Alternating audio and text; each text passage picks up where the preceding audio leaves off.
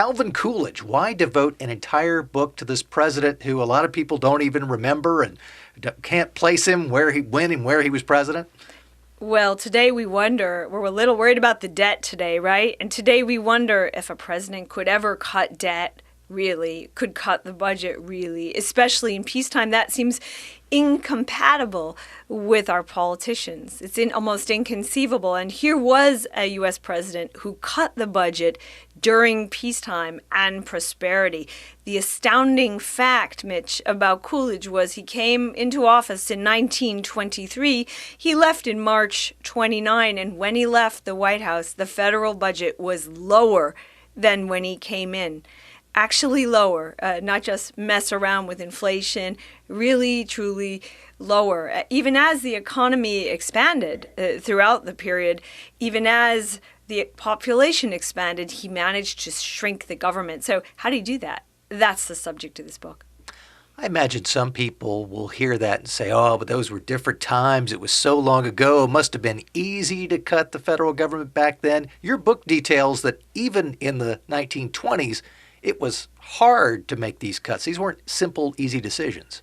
Well, yes, we always ask what direction is the country going in. And if you ask President Obama what direction he was going in, it wouldn't be that much different on paper than where a Republican might be going. In that period, they had the Progressive Party. It wasn't shy about expansion of government. It wanted to nationalize the two most important industries at that time, the railroad and electric power. It wanted to nationalize the industries of the future. The internet equivalent was utilities. It didn't mind the idea of a bunch of reforms at the federal level, some of which we wouldn't agree with, such as full national health, like England. And this was the coming party. If you said, what is the future of the U.S., you'd say it was the Progressive Party. And indeed, in 1924, in the election in which Coolidge, as president, did compete, the progressives got 17%. So they were saying the Republican Party is dying. The progressives are going to take over, and America's going to shift left. So imagine, as executive, you're competing with that. And instead of saying, yeah, I'll do a little national health, yeah, I'll do a little for the veterans. The great entitlement group at that time was the veterans, the ones seeking entitlements.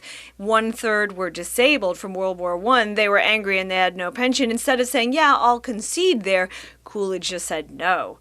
So to sketch it as a job without challenges or without pressure from the left is to misrepresent history.